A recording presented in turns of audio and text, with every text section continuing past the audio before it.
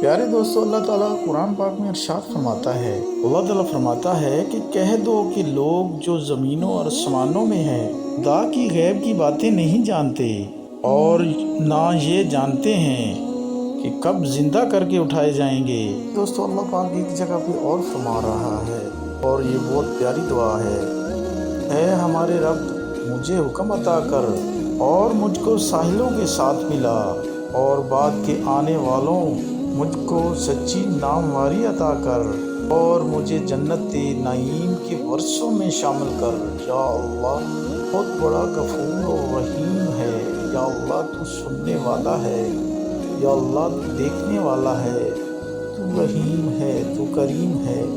یا اللہ، اپنی رحمت سے سب پر رحم فرما اور کرم نوازی فرما۔ تو رحم کرنے والا ہے، ہم تیرے گناہ گار بندے ہیں، تو بخشنے والا ہے۔